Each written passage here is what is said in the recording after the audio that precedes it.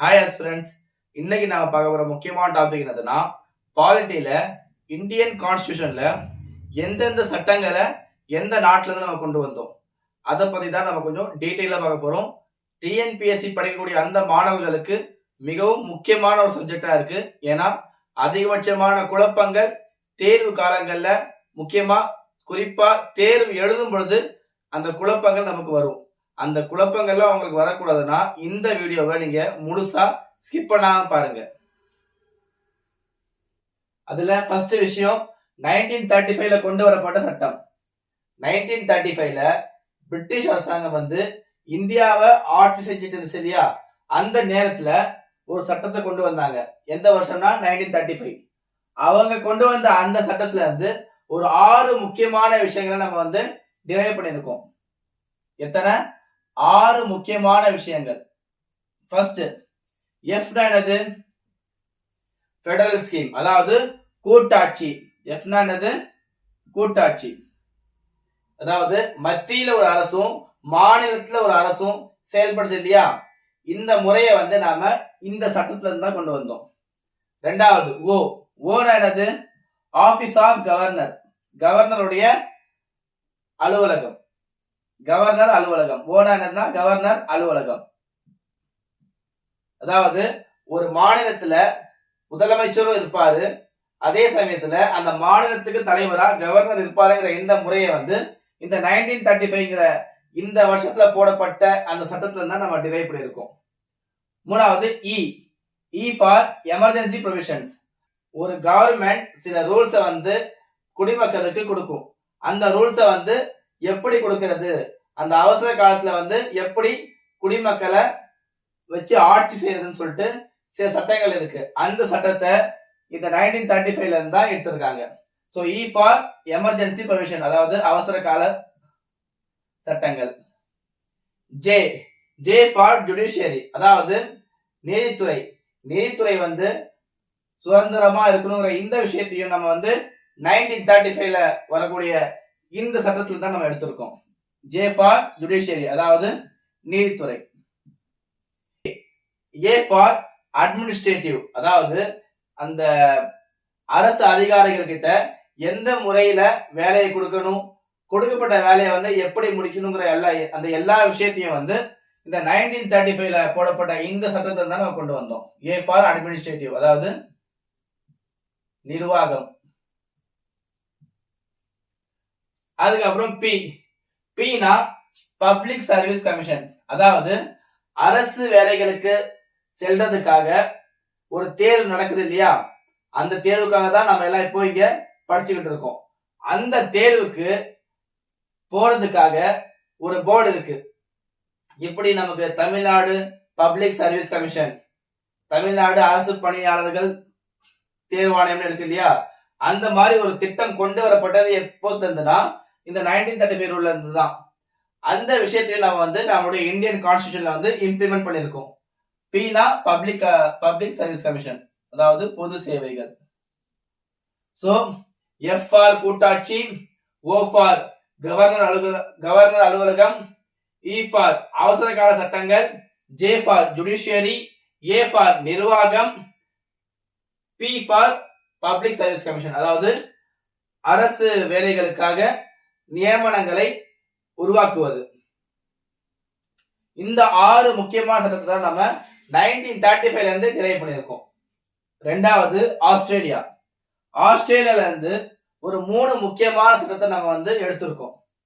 அந்த 3 முக்கியமான சட்டத்துக்கான short form தான் சிஜேஎஃப். அது ஃபோஜாப், இது வந்து சிஜேஎஃப். சி ஃபார் என்னதுன்னா கன்கரண்ட் லிஸ்ட். கன்கரண்ட் லிஸ்ட் என்னதுன்னா பொதுப்பட்டியல். அதாவது சில விஷயங்கள்ல மத்திய அரசு மட்டும்தான் முடிவெடுக்க முடியும், சில விஷயங்கள்ல இந்தியால மாநில அரசு மட்டும்தான் முடிவெடுக்க முடியும். இந்த கன்கரண்ட் லிஸ்ட் அதாவது இந்த பொதுப்பட்டியல என்னதுன்னா மத்திய அரசுக்கும் அதிகாரம் இருக்கு, மாநில அரசுக்கும் முடிவெடுக்கிற அதிகாரம் இருக்கு. ஆனா ரெண்டுமே வேற வேற முடிவை சொன்னாங்கன்னா மத்திய அரசுடைய முடிவை தான் நம்ம வந்து ஏற்றுப்போம். அதுக்கு பேர் தான் இந்த பொதுப்பட்டியல். இந்த முறையை வந்து நம்ம ஆஸ்திரேலியா கிட்ட இருந்து வாங்கியிருக்கோம்.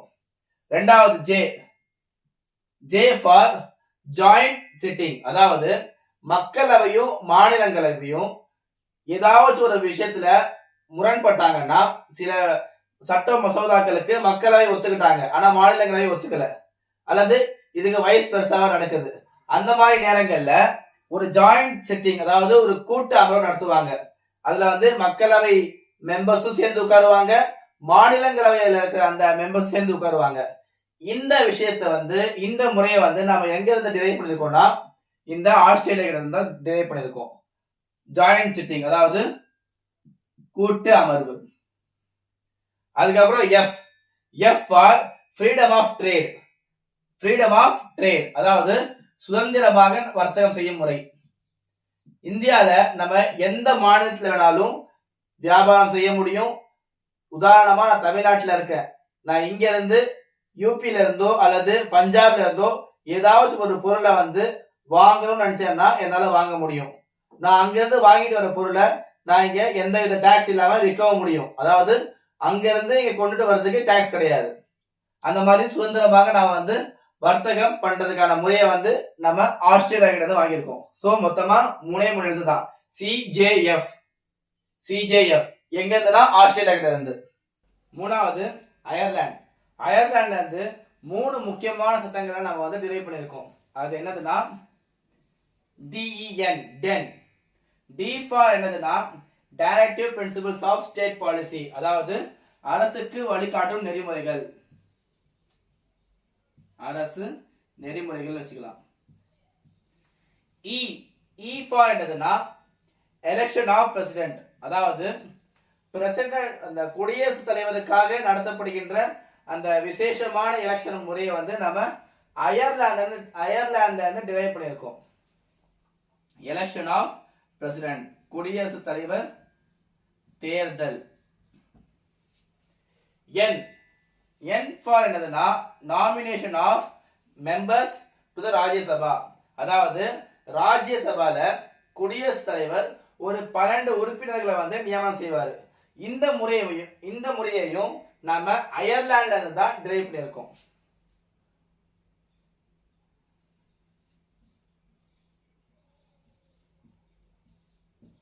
ராஜ்யசபா நியமனம்.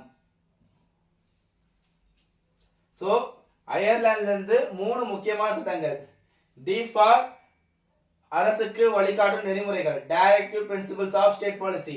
இது நம்ம ஆர்டிகல் நம்பர் 36ல இருந்து 51 வரைக்கும் இருக்கு நம்முடைய இந்தியன் கான்ஸ்டிடியூஷன்ல. E for election of president, அதாவது குடியரசுத் தலைவரை தேர்ந்தெடுக்கும் முறை. N for nomination of Rajya Sabha members. So அயர்லாந்துல இருந்து எடுக்கப்பட்ட இந்த 3 முக்கியமான ரூல்ஸ்க்கான ஷார்ட் ஃபார்ம் வந்து டென். நாலாவது ஜப்பான். ஜப்பான்ல இருந்து ஒரு முக்கியமான விஷயத்தை எடுத்திருக்கோம். அது என்னதுன்னா ப்ரொசீஜர் எஸ்டாப்ளிஷ்ட் பை லா, அதாவது எந்த ஒரு விஷயமாக இருந்தாலும் நம்முடைய இந்தியால நம்ம செய்யணும்னா அதை வந்து சட்டத்தின் அடிப்படையில் மட்டும்தான் நம்ம செய்ய முடியும். அதாவது ஒரு தனிநபர் அவருடைய விருப்பத்தின் அடிப்படையில் யாரையும் கைது செய்யவும் முடியாது, யாரையும் ஒதுக்கி வைக்கவும் முடியாது. எல்லாத்துக்குமே என்ன இருக்கு? சட்டம் இருக்கு. அது பேர் தான் ப்ரொசீஜர் எஸ்டாப்ளிஷ்ட் பை லா. அஞ்சாவது யுஎஸ்எஸ்ஆர், அதாவது சோவியத் ரஷ்யா. இதுல இருந்து நம்ம 2 முக்கியமான விஷயங்களை வந்து டிரைவ் பண்ணிருக்கோம், அதாவது நம்முடைய இந்திய அரசியலமைப்புக்காக எடுத்திருக்கோம். அது என்னன்னா first F for fundamental duties, அதாவது அடிப்படை கடமைகள். இது எங்க இருக்குன்னா நம்மளுடைய இந்திய அரசியலமைப்பு சட்ட புத்தகத்துல 51A 51A வந்து இருக்கு ஃபண்டமெண்டல் டியூட்டிஸ். இதை வந்து நம்ம ரஷ்யால இருந்து எடுத்திருக்கோம். அது இல்லாம ஐடியல்ஸ் ஆஃப் ஜஸ்டிஸ், இது நம்மளுடைய பிரியாம்பிள்லயே இருக்கு. அதாவது சோசியலி, எக்கனாமிக்கலி, பொலிட்டிக்கலி 3 வகையான நீதிகளும் பொதுமக்களுக்கு கிடைக்க வேண்டும். அதாவது நீதி எல்லாரும் கிடைக்கணும். அது சமூக ரீதியாகவும் சரி, அரசியல் ரீதியாகவும் சரி, பொருளாதார ரீதியாகவும் சரி, எல்லாருக்குமே நீதி வந்து கிடைக்கணும். இந்த விஷயத்தையும் நம்ம வந்து ரஷ்யா கிட்ட இருந்து டிரைவ் பண்ணியிருக்கோம். ஆறாவது யூகே, அதாவது பிரிட்டன்ல இருந்து பல விஷயங்களை வந்து நாம வந்து நம்மளுடைய இந்தியன் கான்ஸ்டிடியூஷனுக்காக எடுத்திருக்கோம். அதுக்கான ஷார்ட் ஃபார்ம் தான் P cube CLSRB. P cube CLSRB. P cube என்னது? மூணு விஷயங்கள் இருக்குங்க Pல. ஃபர்ஸ்ட் பார்லிமெண்டரி கவர்மெண்ட், அதாவது இந்தியால வந்து அரசரோ அல்லது ராணியோ ராஜாவோ இருக்க மாட்டாங்க. மாறாக பாராளுமன்றம் இருக்கும். அதன் அடிப்படையில தான் இந்த அரசு வந்து இயங்கும்னு சொல்லிட்டு ஒரு சிஸ்டம் கொண்டு வந்தாங்க இல்லையா? அது வந்து யூகேல இருந்து தான். ஃபர்ஸ்ட் பார்லிமெண்டரி கவர்மெண்ட், பாராளுமன்றம். ரெண்டாவது இன்னொரு பி இருக்கு, பி கியூப் இல்லையா? பி கியூப்னா 3 பி. ஃபர்ஸ்ட் பி வந்து பார்லிமெண்டரி கவர்மெண்ட். ரெண்டாவது பார்லிமெண்டரி பிரிவிலேஜஸ், அதாவது அந்த பாராளுமன்றத்தில் இருக்கக்கூடிய அந்த நபர்களுக்கு வந்து சில வகையான சலுகைகள் இருக்கு. ஏன்னா சட்டத்தில் இருக்கக்கூடிய சில விஷயங்கள் வந்து அவங்களுக்கு நாம நடைமுறைப்படுத்த முடியாது. அதுக்கு பேர் தான் பார்லிமெண்டரி பிரிவிலேஜஸ், சலுகைகள் வச்சுக்கலாம். யாருக்காக சலுகைகள்னா அந்த பாராளுமன்றத்தில் இருக்கக்கூடிய அந்த நபர்களுக்காக. மூணாவது பிரிரோகேட்டிவ் ரிட்ஸ், அதாவது இந்த குடிமக்களுடைய உரிமையை பாதுகாக்கிறதுக்காக உயர் நீதிமன்றம் வந்து சில நீதி பேராணைகளை வழங்கும். அந்த முறையை வந்து அந்த நீதி பேராணை வழங்குகின்ற அந்த முறையை வந்து நம்ம யூகேல தான் வாங்கியிருக்கோம். ரிட்ஸ், நீதி பேராணை. சோ பி கியூப் இங்க முடிஞ்சிச்சு.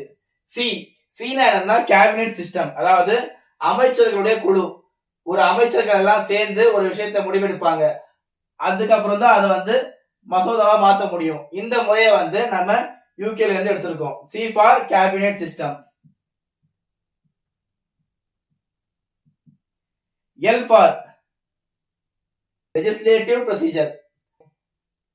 ஃபர்ஸ்ட் நம்மளுடைய இந்தியால ஒரு சட்டத்தை எப்படி அமல்படுத்துறது, ஒரு மசோதா ஃபர்ஸ்ட் கொண்டு வரணும். எடுத்த உடனே யார் நினைச்சாலும் ஒரு சட்டத்தை வந்து இம்ப்ளிமெண்ட் பண்ண முடியுமான்னு கேட்டா கிடையாது. ஃபர்ஸ்ட் அந்த பாராளுமன்றத்தில் இருக்கக்கூடிய அந்த நபர்கள் எல்லாம் சேர்ந்து ஒரு மசோதா தாக்கல் செய்யணும். தாக்கல் செய்யப்பட்ட அந்த மசோதாக்கு வந்து சரியான ஒரு ஓட் கிடைக்கணும். எல்லாரும் அதுக்கு வந்து அக்ரி பண்ணணும். அதுக்கப்புறம் நம்முடைய குடியரசுத் தலைவர் அதுக்காக ஒத்துக்கணும் சொல்லிட்டு ஒரு பெரிய ஒரு மெத்தடே இருக்கு, ஒரு ப்ரொசீஜர் இருக்கு. இந்த ப்ரொசீஜர் எங்க இருந்து கொண்டு வந்தாங்கன்னா யூகேல இருந்து. லெஜிஸ்லேட்டிவ் ப்ரொசீஜர், சட்ட விதிகள் வச்சுக்கலாம்.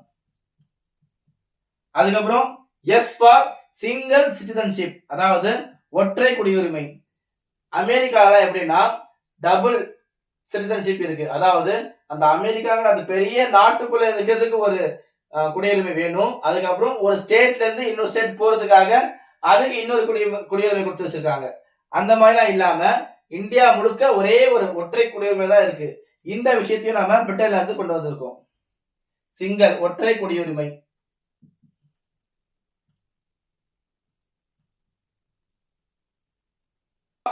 அதாவது சட்டத்தின் ஆட்சி. சட்டத்திற்கு முன் அனைவரும் சமம். யாருமே வந்து சட்டத்துல வந்து தப்பிக்க முடியாது. அது மிகப்பெரிய எம்எல்ஏவா இருந்தாலும் சரி, எம்பியா இருந்தாலும் சரி, யாருமே சட்டத்தின் பார்வையில் இருந்து தப்பிக்க முடியாது. அதுக்கு பேர் தான் ரூல் ஆஃப் லா, சட்டத்தின் ஆட்சின்னு வச்சுக்கலாம். அதுக்கப்புறம் கடைசியா பி ஃபார் பைகேமரலிசம். மக்களவையும் இருக்கும், மாநிலங்களவையும் இருக்கும். இந்த மாதிரி 2 அவைகள் இருக்கு இல்லையா? இந்த இது பேர் தான் பைகேமரலிசம். இதையும் நம்ம வந்து யூகேல இருந்து தான் எடுத்திருக்கோம். 7வது யுஎஸ், அதாவது அமெரிக்கா. இதுல இருந்து நம்ம எத்தனை சட்டத்தை டிரைவ் பண்ணிருக்கோம்னா 6 முக்கியமான சட்டங்களை. First F for fundamental rights, அதாவது அடிப்படை உரிமைகள். அடிப்படை உரிமைகள் இது நம்மளுடைய கான்ஸ்டிடியூஷன்ல ஆர்டிகல் நம்பர் 12 to 35 இருக்கு. ரெண்டாவது இந்த என்னதுன்னா இம்பீச்மெண்ட் ஆஃப் பிரசிடென்ட், அதாவது குடியரசுத் தலைவரை பதவி நீக்கம் செய்யும் முறை. இதையும் நம்ம எங்க இருந்து எடுத்துக்கோம்னா யுஎஸ்ல இருந்து தான். ஒரு குடியரசுத் தலைவர் இருக்காரு, அவர் ஒரு தவறு செய்யறாருன்னா அவரை எப்படி பதவி நீக்கம் செய்யணுங்கிற அந்த முறையை வந்து நம்ம யுஎஸ்ல இருந்து தான் எடுத்திருக்கோம்.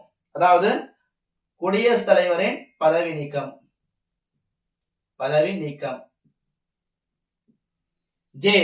ஜே ஃபார் என்னதுன்னா ஜுடிஷியல் ரிவ்யூ, அதாவது ஒரு சட்டமன்றம் ஏதாச்சும் ஒரு சட்டத்தை ஏற்றுச்சுன்னா அந்த சட்டம் வந்து குடிமக்களுக்கு சேஃபா இருக்கா இல்லையா, அல்லது நம்மளுடைய அரசியலமைப்பு சட்டத்துக்கு கரெக்டா இருக்கா அல்லது அதுக்கு மாற்றமா இருக்கான்னு சொல்லிட்டு உயர் நீதிமன்றம் வந்து பார்க்கறதுக்கான உரிமை.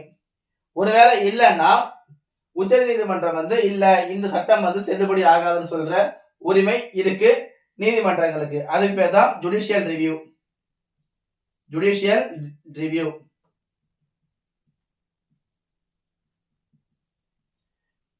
Removal of supreme court and high court judges, அதாவது நீதிபதிகளே ஏதாவது தவறு செஞ்சாங்கன்னா அவங்கள எப்படி பதவி நீக்கம் செய்யறதுங்கிற இந்த விஷயத்தையும் நம்ம யூஎஸ்ல இருந்தா டிரைவ் பண்ணியிருக்கோம்.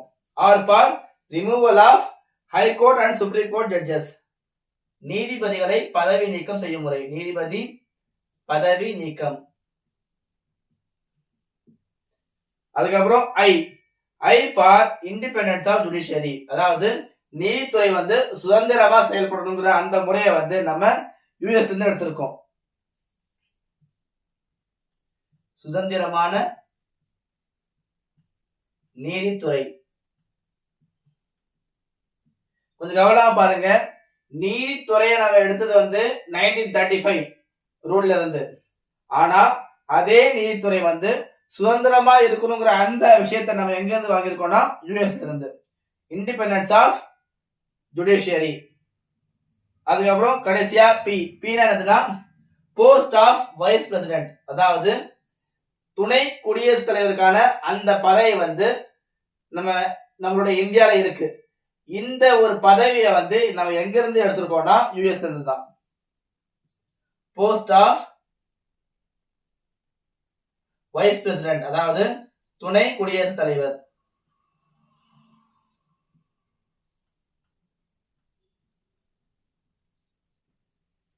எட்டாவது ஜெர்மனி. ஜெர்மனில இருந்து ஒரு முக்கியமான ரூலை வந்து எடுத்திருக்கோம். அது என்னதுன்னா suspension of fundamental rights during the time of emergency, அதாவது அவசர காலங்கள்ல, உதாரணமா போர் காலங்கள்ல வந்து நமக்கு கொடுக்கப்பட்ட அந்த அடிப்படை உரிமைகள் இருக்கு இல்லையா, அது எல்லாம் வந்து தடை செஞ்சிருவாங்க.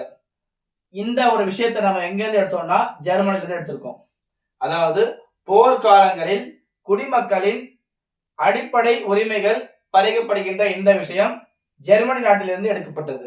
9வது நாடு வந்து கனடா. கனடால இருந்து ஒரு 4 முக்கியமான விஷயத்தை வந்து நாம வந்து டிரைவ் பண்ணியிருக்கோம்.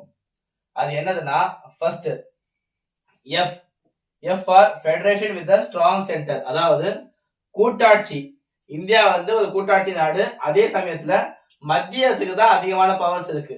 இந்த விஷயத்தை நம்ம வந்து கனடால இருந்து டிரைவ் பண்ணியிருக்கோம். பலம் வாய்ந்த கூட்டாட்சி.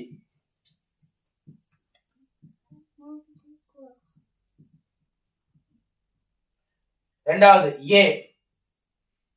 ஏ for appointment of governors by the president, அதாவது ஒவ்வொரு ஸ்டேட்டுக்கும் இருக்கக்கூடிய அந்த ஆளுநர்கள் வந்து யார் நியமிப்பாங்கன்னா குடியரசுத் தலைவர் தான் நியமிப்பாரு.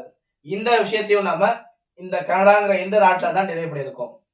ஏ ஃபார் என்னது appointment of governors by the president, ஆளுநரை நியமிப்பது.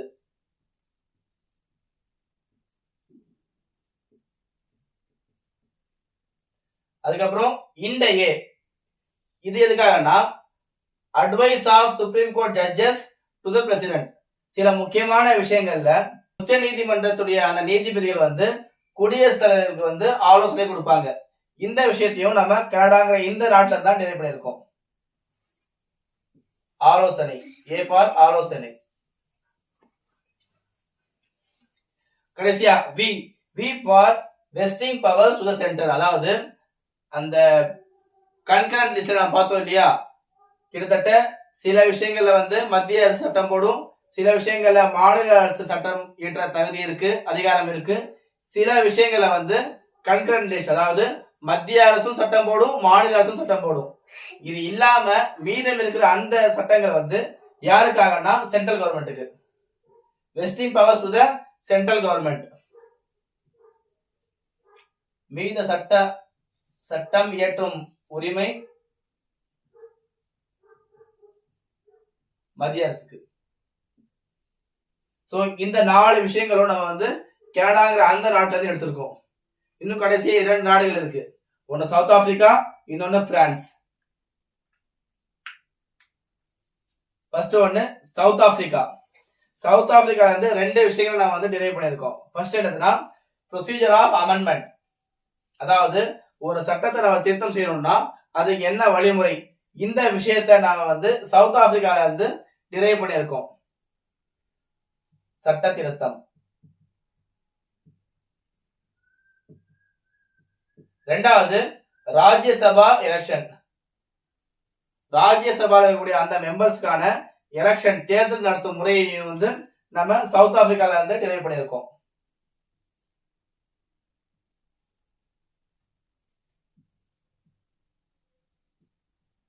ராஜ்யசபா தேர்தல். கடைசியா நான் பார்க்க போறது பிரான்ஸ். பிரான்ஸ்ல இருந்து நம்ம 2 விஷயங்கள் எடுத்திருக்கோம். ஃபர்ஸ்ட் என்னதுன்னா republic. India is a republic country. நம்மளுடைய பிரியாம்பிளே நம்ம வந்து அதுதான் சொல்லியிருக்கோம்.